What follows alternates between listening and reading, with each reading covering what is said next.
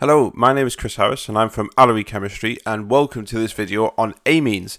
Now this video is dedicated to AQA, so if you are studying AQA A-level chemistry, then this is perfect for you.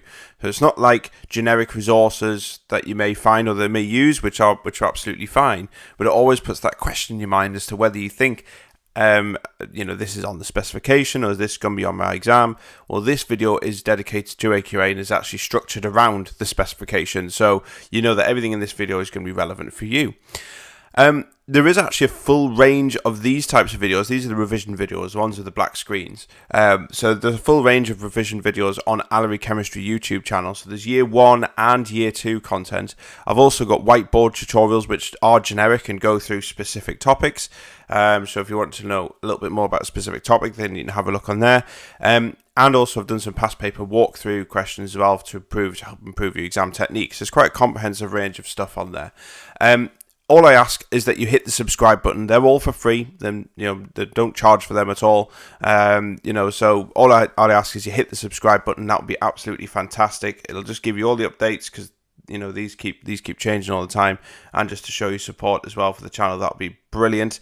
Also, if you want a copy of these are just slides that I make for A-level chemistry for revision purposes, but if you'd like a copy of these, then you can purchase them by clicking the link in the description box. They're great value for money.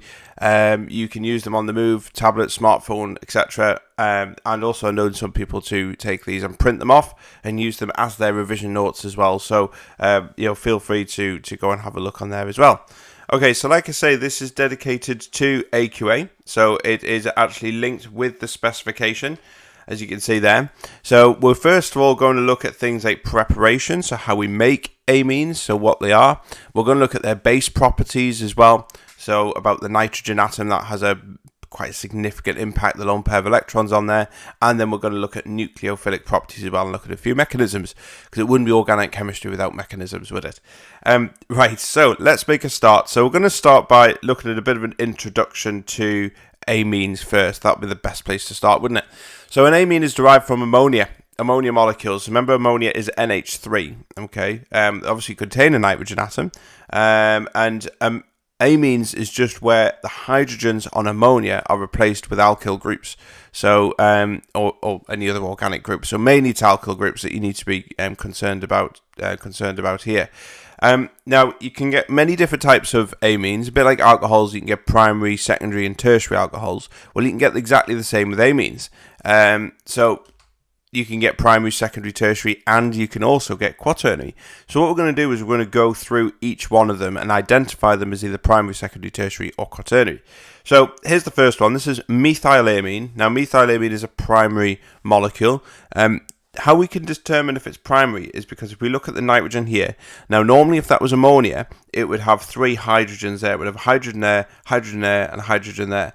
But this has been, one of the hydrogens has been replaced with a methyl group. Okay, so this is what we call a primary amine, because we've got one methyl group that's there. A secondary amine is basically, we've got 2 methyl groups around the nitrogen atom, as you can see there. Okay, still 1 hydrogen left. So tertiary, no surprise, is where you've got 3 methyl groups. So they don't have to be methyl or say methyl. They could be any alkyl group. They could be ethyl, propyl. It doesn't matter.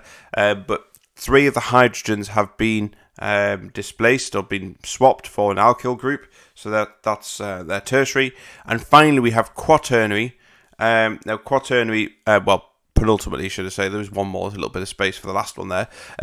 But quaternary is basically where we have 4 alkyl groups surrounding the nitrogen atom in the middle. Now you'll notice that we now have a situation where we've got a positive charge on the nitrogen, because effectively nitrogen can only really have 3 bonds. This has now got 4. One of these is a coordinate bond, but we'll look at that later. And it's got a positive charge. Okay, so it's a tetramethylamine ion. Okay, try and say that one quickly. And there is one more, because these are all what we call aliphatic molecules, but there are also aromatic molecules as well.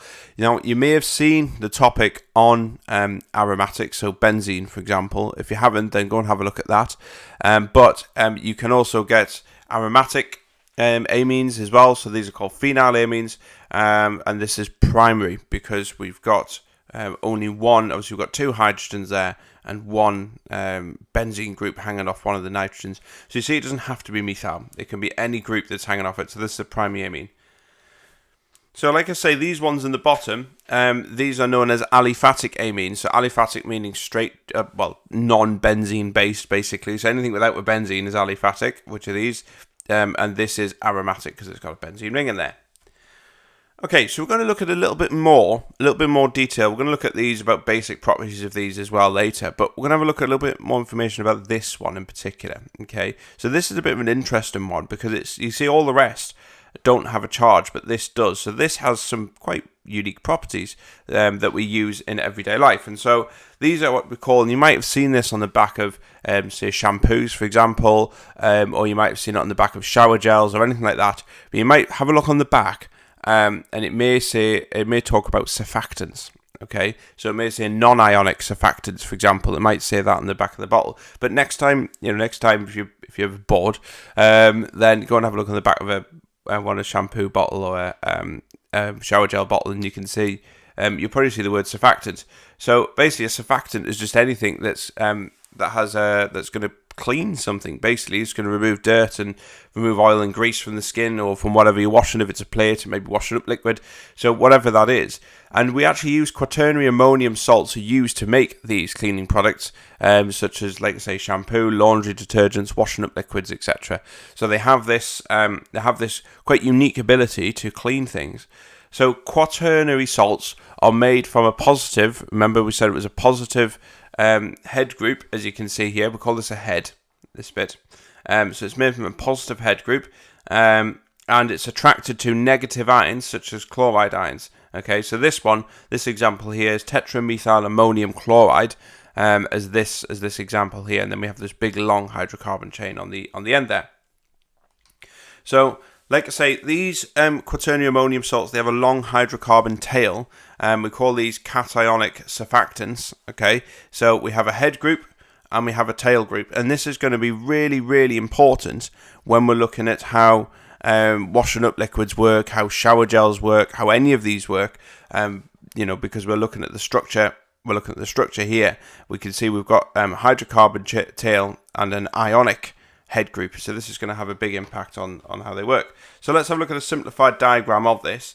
So effectively, imagine you've got oil in water. So imagine this is washing up liquid. Okay, so you've washed your plate and it has oil on it because you've had something oily, like pizza or something, or chips or something like that. What you've got is you've got oil that's actually suspended. Well, oil's on the plate, and then we add washing up liquid, and effectively the oil then runs into the water. Now, what we don't see is oil and water are immiscible, so they don't mix at all. But what we don't see in our washing up bowl, generally we don't see, is bits of oil just kind of collecting in blobs on the top of the water. It's kind of mixed in amongst the bubbles in the solution. And it mixes in because of the washing up liquid. So you can see here, we works by having a non-polar tail, which is this bit here. And this is attracted to the oil and grease. So this bit here, okay? The polar head group, this bit, is attracted to the water because the water is polar. You see? So the polar head group is going to be attracted to a polar solvent, such as water, which is what we wash up things in. So this setup here effectively traps the oil between these cationic surfactants here, and that allows the oil and the water to mix. So effectively, we've created an emulsion. Okay, so we've mixed something which wouldn't normally mix together. Water and oil wouldn't mix. We've used a cationic surfactant to help them mix.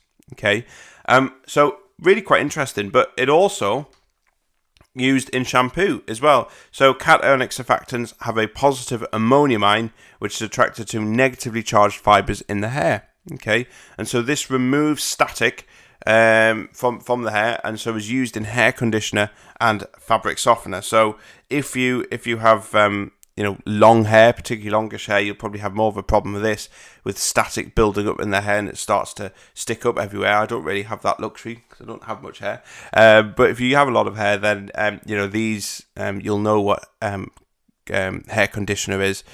So conditioner is designed to soften the hair, but also to help remove static, as is fabric softener as well. So you'd have washing powder, soap powder, and if you add fabric softener in it, it helps to remove static. I don't know if you've put a jumper on. You can put it if you put a woolly jumper on, or like a fabric jump, anything that's like a t-shirt, basically, like a standard t-shirt that you have. Now, if you put that on at night, you'll see little static lights. It's quite good. If you try pitch black, put a jumper on, a football shirt or anything like that, put that on. Football shirts probably work better. Then you see the crackle of the static. So these cationic surfactants basically are in products that we use to help remove static. Okay, so fabric conditioner and softener. Okay, so we've looked at that particular property. So now what we're going to do is look at amines acting as a base, because they have this. Amines are mainly used as bases, and so we're going to look at the properties there. So amines have a lone pair of electrons that allows them to accept a proton, and hence they act as a base. Okay, so the lone pair on the nitrogen there. So a proton bonds to an amine via a dative covalent. Remember we said that before. A dative covalent or coordinate bond. Both electrons in the bond originate from the lone pair in the nitrogen. Okay, so let's have a look. So you can see here that we've got this is a primary amine, because we've got an R group here attached to the nitrogen. The nitrogen is a lone pair of electrons, and we have our proton, as you can see there, which is H+, and you can see we've formed our complex. Now you can see what we've done is we've added a dative covalent or coordinate bond, as you can see there.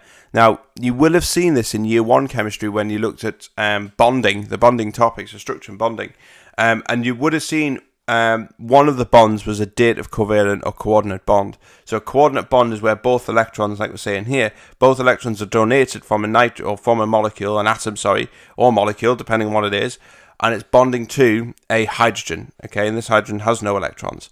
So this is not as strong as a standard covalent bond. And so therefore is a coordinate bond.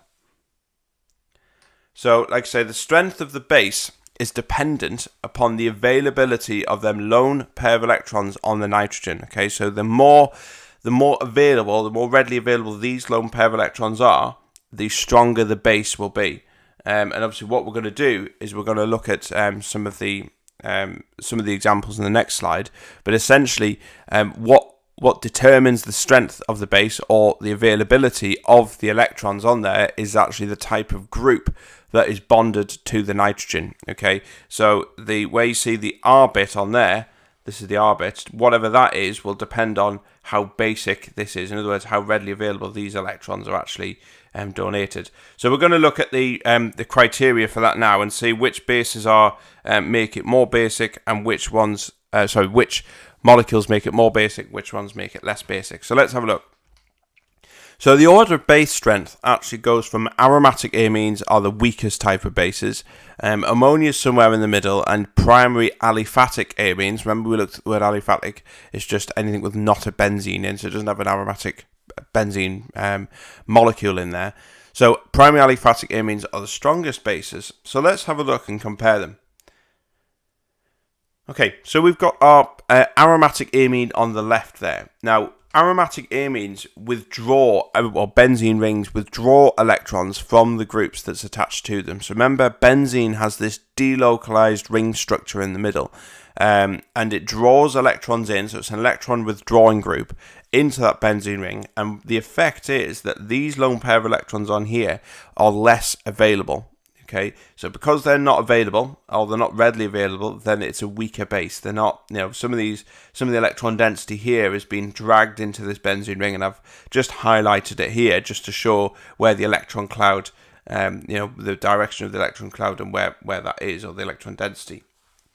Obviously, your ammonia is in the middle there, as you can see. And so its electron density is going to be just spread equally in the nitrogen. And then we've got our primary aliphatic amine. So this is where we've got, say, an alkyl group attached to the nitrogen. Now, these types of groups are actually electron pushing groups. So they push electrons from this side towards the nitrogen. So this means that there's a higher electron density at this site here. So that means that these electrons are much more readily available, and so therefore we have a stronger base. So your primary aliphatic amines are stronger bases, much stronger than obviously your aromatic ones. So these, you've really got to handle these very differently. This is still a basic, but it's nowhere near as powerful as this. So using things like, say, methylamine is really, you've got to be really, really careful about how you handle that, because it can cause quite nasty burns on your hands, all because of the availability of that electron. So such a small change can have such a big impact on us. Okay, so amines are also nucleophiles as well as bases. So remember, nucleophiles are nucleus-loving species, so they themselves have a lone pair of electrons. So these bases, so amines are bases, but they can also act as nucleophiles as well in their in their reactions. And we're going to look at some of them examples as well. Okay, so we're going to look at them later, but first of all, what we need to be able to do is know how to make aliphatic amines. So these are straight chain. Remember, these are, well, don't have to be straight chain, but they are basically molecules where they don't have a benzene ring in there. So aliphatic amines are actually made in two ways, and we can either do it by reacting a halogenoalkane or haloalkane with excess ammonia, or we can reduce it by reducing a nitrile. Okay, so we're going to start with reacting halogenoalkane and excess ammonia. So we're going to start with that one. So let's have a look. So here we've got chloroethane. Here's our molecule, so it's a halogenoalkane, and we've got our ammonia molecule, which is here. Okay, so the first thing which is going to happen, so remember, we want to produce an amine from this. Okay, so an aliphatic amine. So we're going to, first of all, the electrons in the ammonia molecule go for that delta positive carbon. So remember, ammonia is a derivative. Obviously, the derivatives of ammonia are primary amines. So ammonia is a base, and it's also a nucleophile, as we've seen before. So because it's a nucleophile, the electrons here are going to go towards the delta positive carbon, and then this is going to then break the bond on the chlorine. And so then what we're going to form is an intermediate. Here's our intermediate here. So we've got our ammonium ion here, so NH3. So literally the whole NH3 is added onto that carbon. The chlorine is now floating around wondering what to do, but we'll find out what to do with that in a minute. Okay, so you can see now we need another ammonia molecule here. Okay, so this is why the word excess is important. It's no good just having one ammonia for every one of these. We need two molecules of ammonia per molecule of halogenoalkane. So that's why we say we need excess ammonia.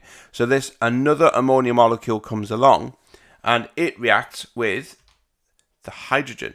So here it's acting as a base. Okay, so it's acting as a nucleophile here because it's going for the delta positive carbon, and here it's acting as a base because it's accepting a proton here. So it's got a dual function, so you can see it acting as both here. Okay, then the electrons in this bond then jump to neutralize that positive charge there in the nitrogen, and then obviously we form our product. There it is, we've got a primary amine, and that chlorine that was wandering around before is now found a new home with an ammonium molecule, as you can see there, because that would form ammonium, NH4+, so we form ammonium chloride. That's our salt that's produced there. So you can see that's how we produce our aliphatic amine using that method. You do need to know the mechanism, and you probably know that mechanisms earn you a lot of marks. You know, there's a decent amount of marks. You just need to make sure that your arrows are specifically pointing in the right ways, the right places. Okay, so like I say, notice there's two molecules of ammonia. That's why the excess is important. We need two molecules of ammonia per molecule of halogenoalkane. Okay, now there is a downside of this. Okay, so the downside is actually this mechanism doesn't just produce primary amines, it actually produces secondary, tertiary, and quaternary salts. So we don't actually have a pure product that's being produced. So if you were in the industry to make a primary amine, this method isn't really great because you're not getting a good yield. And the reason why is because it just keeps on reacting. You've got primary amines, remember they still have a lone pair of electrons on the nitrogen, so they can act as a nucleophile just as ammonia did in that initial reaction there. And so what can happen is the amine can react with any remaining halogenoalkane that's just floating around to produce a secondary amine, and then it can react further to make a tertiary and then a quaternary salt. So it can keep on reacting. And so what we end up with is something like this. Okay, so it keeps on reacting, and each step here we add a halogenoalkane. So we take halogenoalkane, reacting with that, and that will produce the same, that will produce a secondary. The secondary can then react with halogenoalkane to produce a tertiary. The tertiary can react with halogenoalkane to produce a quaternary. And obviously there's no more electrons, lone electrons on this, so this doesn't react any further. But you can see it just keeps on reacting, and the mechanism is the same for them. Okay, so instead of using 2 ammonia molecules, we're going to use 2 amines instead, okay, depending on what we've got. So read the question really carefully, because they may ask you to write down a mechanism not using ammonia, but they might do it for primary amine. So in that case, you're going to be making a secondary amine, but the mechanism is exactly the same as I said. So here we can see in this example, the primary amine, methylamine, is reacting with chloroethane. So there it is. And that's forming a secondary amine. So there's your secondary amine there, and then obviously you form your salt here at the end there. Okay, so just be really vigilant. The mechanism is the same. There's no difference with the mechanism at all. Okay. Okay, so the other way is by we can make an amine by reducing nitriles instead. So in this example, we're going to look at reducing nitriles using a nickel catalyst and hydrogen gas. Now, there's 2 ways in which you can reduce nitrile. So here we're going to use nickel catalyst and hydrogen gas. You need to know both of them. So the cheapest way to make primary amines in industry is to reduce nitriles using hydrogen gas and nickel, or we can use a platinum catalyst as well. And so the reaction is called catalytic hydrogenation. So hydrogenation is adding hydrogen to a molecule, and we're using a catalyst to do it. Okay, so that's all that means, hydrogenation. So unlike, the good thing about this is, unlike using halogenoalkanes, we only produce primary amines using this method. So again, if you're in the industry of making primary amines, which there's a lot of use for, so that's perfectly normal, then this is a much better way. You get a better yield using this method than using a halogenoalkane. So let's look at the overall reaction. So you can see here, here's our nitrile. So remember, a nitrile is CN, C triple bond N, reacting with hydrogen. So it's reacting with hydrogen gas. And then what we're going to form is our primary amine. So we use nickel, high temperature and pressure for this reaction here. Okay, so fairly straightforward. Nothing too taxing, I suppose. Okay, so we're going to use another example. Again, we're reducing nitriles, but we're going to use a strong reducing agent instead. So we're going to use lithium aluminium hydride, and we're going to use dilute acid. So this is instead of using the hydrogen and the nickel catalyst that we'd seen before. So similar type of reaction.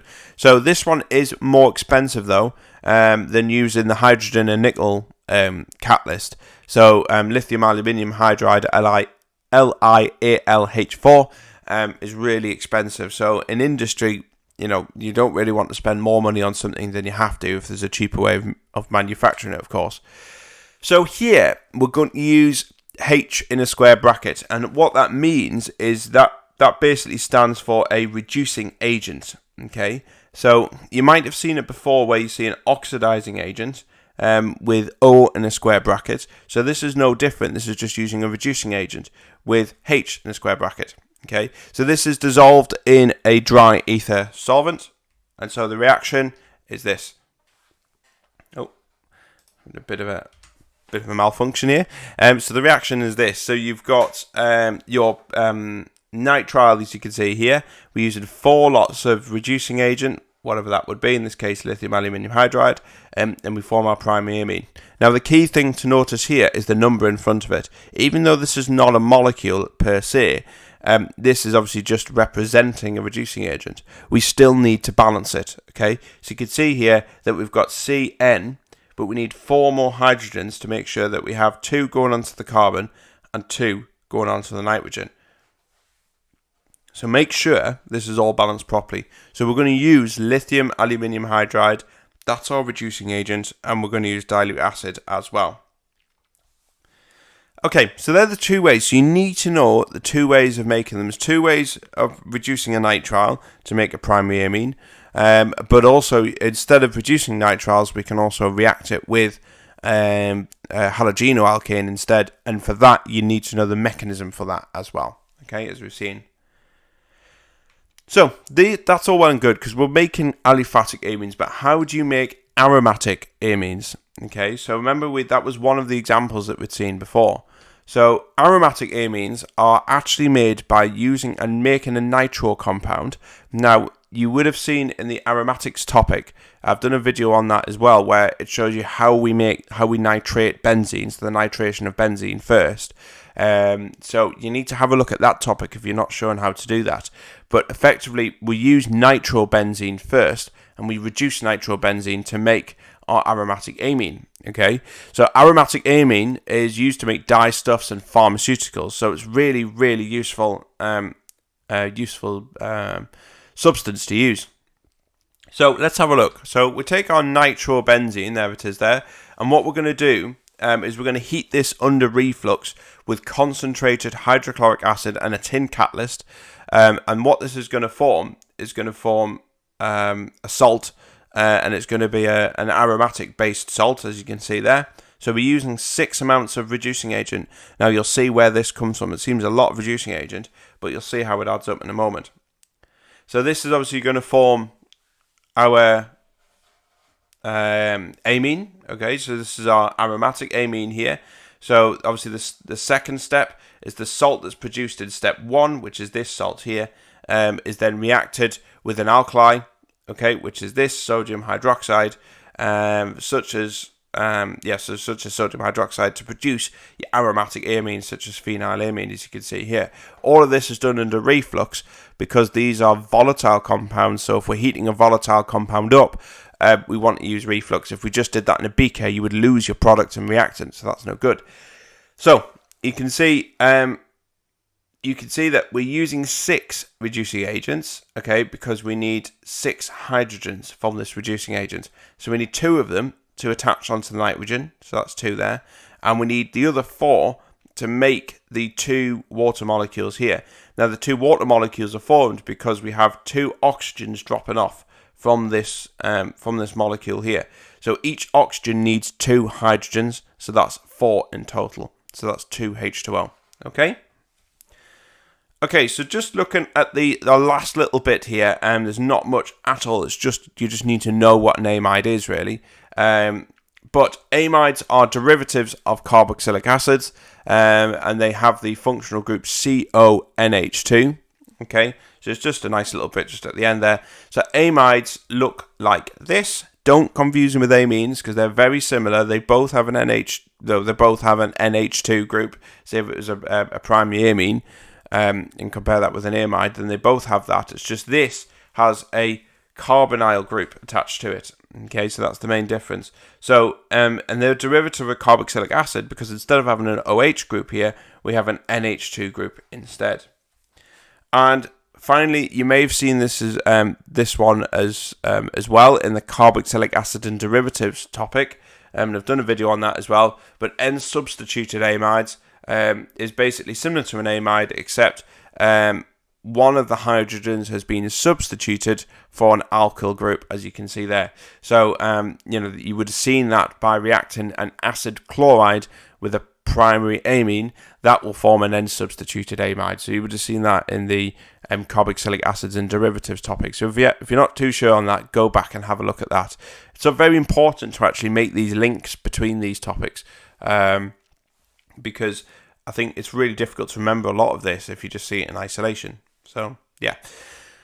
So that's it. Relatively short topic for amines. So you need to know your mechanisms there and how to make amines. And obviously you need to know about the basic properties of them. So that's just as important. There's a full range of AQA videos, year 1 and year 2 on Allery Chemistry YouTube channel, as well as whiteboard tutorials and past paper walkthroughs. They're all for free. All I ask is that you hit the subscribe button. That would be fantastic. And as long as people keep subscribing and viewing, then I'll keep making them. And like I say, these slides are available to purchase. Really good value for money. Just click on the link below in the description box and you'll be able to get a hold of them there. Okay, that's it. Bye bye.